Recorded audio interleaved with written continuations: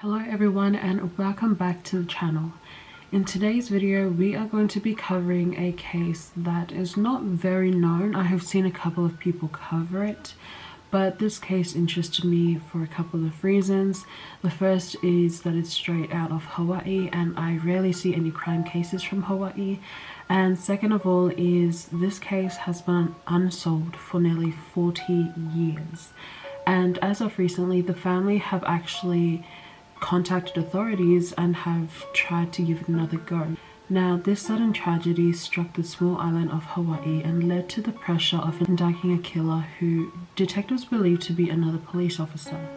However, the failure of the prosecution leads to authorities overlooking a lot of evidence and a lot of people, which has allowed the real suspect to escape their grasp.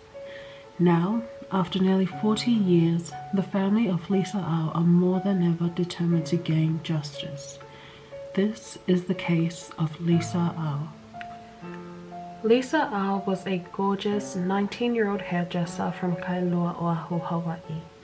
On the 20th of January 1982, the island of Oahu was pouring down with rain, but despite the atrocious weather, it was a normal night for the residents. Now, Lisa had just finished her shift at Susan's salon, and before heading out, she told her co-workers she was going to visit her boyfriend, Doug Holmes, at his sister's apartment complex in Makiki. Now, before Lisa reached the apartment, she stopped at a grocery store where she picked up poke for the night's events. It is confirmed that Lisa makes it to the Makiki apartments, but events after that are a bit blurry. The very next day, when Lisa fails to show back up at home, Lisa's parents contacted Doug about her absence. He stated in the phone call that he would go out and look for her. During his search, he found her abandoned car and phoned police to report the discovery of Lisa's 1976 Toyota. Lisa's car was found on the highway in Maunawili, and according to the responding officer's notes, inside the car the floor was covered with about 2 to 3 inches of water, with the seat drenched, which made sense as her driver's side window was winded about halfway down. However, her purse, which sat on top of the seat, was dry, along with all the contents inside. Police believed that someone intentionally placed her purse there after the rain had stopped. In addition to this, the police officer's notes further state that he observed scratches to Doug's face that day. Now, the car was taken in for processing, where crime scene technicians stated that the car was found wiped clean. Days after the announcement of her disappearance, hundreds of flyers were locally placed around, and the community came together to show the family support and love. But unfortunately, 10 days later, on 31st of January 1984, Lisa's nude, decomposing body was discovered in a ravine on Tantalus Road. Within days of the discovery of Lisa's body, detectives already had a suspect in mind, an officer from the Honolulu Police Department. Now, the people of Hawaii became terrified when this news was made public, as they feared police officers nowadays were pulling women over just to attack them. The identity of this officer had been leaked, and another woman came out and recounted that she had also been pulled over by the same guy in an unmarked vehicle with flashing blue lights, and he was wearing plain clothes. Now, authorities quickly responded to the residents' fears by informing them that it was against police policy for an ununiformed police officer in an unmarked vehicle to make a stop without the presence of a uniformed officer with a marked vehicle. Police reassured that it is not necessary to stop for an unmarked vehicle with flashing lights. So, with the suspicious incidents involving the flashing lights, the proximity of the specific officer's residence to Lisa's, and a history of a sexual harassment complaint, they used this as evidence to link him to the crime. However, the grand jury failed to convict the suspect of the crime due to lack of evidence, which wasted a lot of time and decreased the chances of another prosecutor attempting the case due to the fear they would fail. Now, despite the dismissal of the case against this police officer, people were persistent with the idea that it was a police officer due to Lisa's missing license and the winded down window, which indicated that she had been pulled over. It was basically the perfect setup to frame a police officer. On the other hand, there were people that believed that the police officer did not do it. And one of those people was Bert Cornell, who was a detective in the case and who left later that year and initiated his own private investigative practice called Cornell and Associates. Now, the first people on his list to help were our family, along with their attorney Ray Chang. Cornell states that there were a lot of errors made by the HPD in this case, which cost them a lot of possible suspects. After starting his private practice, he starts from the beginning and begins to interview all the suspects again. Bert wanted to start all over again, so the first step he took was to interview witnesses again. Now, some of the witnesses Bert Cornell interviewed were individuals who had not been tracked down or even interviewed beforehand by authorities. So after interviewing them, the timeline starts to form, and Bert starts with Lisa leaving the hair salon at approximately 9:45 p.m. Lisa's next stop was at MJ's grocery store, where she stopped to purchase poke. There, Cornell found Lisa's driver's license, where she had forgotten it. The reason behind its destination was because Lisa wrote a check for her purchases, so she had to showcase her ID for reasons unbeknownst to me. Now, that is the moment when Bert instantly knew that authorities had gotten it wrong, and a police officer had never stopped her over that night. Now, security guard at the Makiki apartment complex where Doug's sister lived stated that he had not been contacted by police until that very moment he was talking to Cornell. Thomas Thornburg stated that he witnessed Lisa and Doug having an argument at about 11 p.m. He recounts that Doug drove off after Lisa left, apparently back to his dorm as stated in his police interview. Another witness tracked down by Cornell was a delivery person by the name of Charlotte Kamaka. She stated that when she was taking her usual route on Tantalus Road at about 2:30 p.m., she noticed a male driving a blue car with a woman who appeared to be asleep or unconscious in his passenger seat. Now, this stood out to her because when the male turned, the woman's head just falls, as if she were completely lifeless.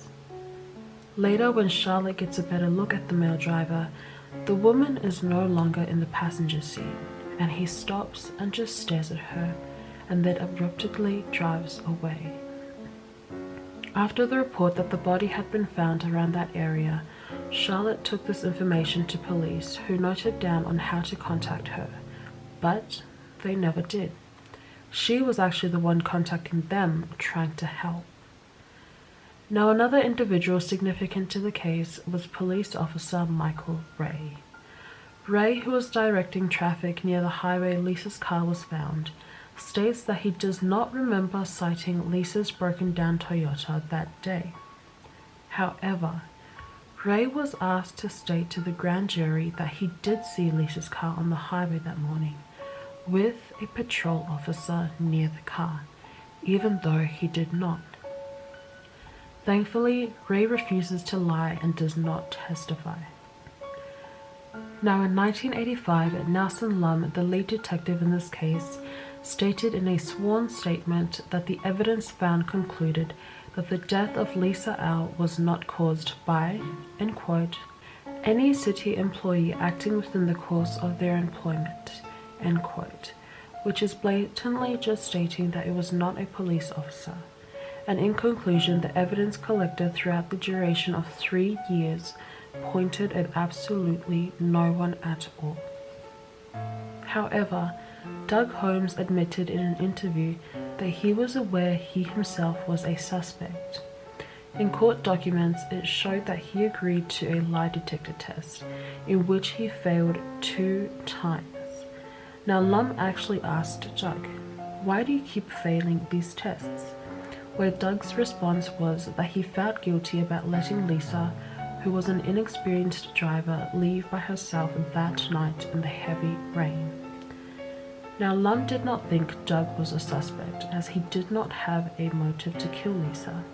He listed that there was no third party involved, which means cheating in affairs, they had no financial issues, and most importantly, Lisa was not pregnant. However, Holmes did admit that he did plan on breaking up with Lisa since he was occupied with his studies. He was going to college and getting educated, whereas Lisa was at a still point in her education, and he felt that that would make them incompatible down the line. Now, an unfortunate part in this case was the errors made by the medical examiner in Honolulu. So about more than a year after Lisa was killed, her body was exhumed and sent to a medical examiner in Los Angeles who was more experienced in his work. Now, there is a lot of information that you can gather from the skull, such as the cause of death. Ideally, it takes an individual with more experience to be able to properly notice every single detail, whereas someone with less experience may not be able to notice certain details that could possibly tell the cause of death. This is what Dr. Robert Mann, who is a forensic anthropologist of the University of Hawaii, states in his interview with Hawaii News Now. Bert Cornell was certain that the Honolulu coroner did not do a thorough autopsy, and this possibly was due to inexperience. Several things went wrong with the initial examination of Lisa's body. Like I stated in the beginning, Lisa's body was discovered already decomposing, whereas in the Honolulu coroner's notes it mentions nothing about the decomposition. Her body bag was filled with dirt, leaves, sand, and rubbish. The body was dirty, it was not clean, and was never ever cleaned. In his notes, Neil states that this coroner was quite flushed and embarrassed when he caught sight of Lisa's naked body. Now, when the Honolulu coroner's demeanor and practice was revealed, they immediately sought after a second opinion, this time from a coroner in Los Angeles. Now, this coroner specifically examined Lisa's skull and jawbone. However, this second autopsy's results was never revealed to the public. In his recent interview with Hawaii News Now, Dr. Robert Mann states that he is willing to take another look with the aid of the amazing technology, if allowed. However, there is substantial debate on the location of the skull and jawbone. Allegedly, it is lost. Authorities are not sure if it is with the medical examiner's office or if it is in the casket with Lisa's following remains. The only way to know is if they can exhume her body again, which would mean disturbing her grave once more. Despite disturbing Lisa's gravesite several times and the number of errors made, Lisa's family are willing to give it another go. They are incredibly determined to get closure and justice.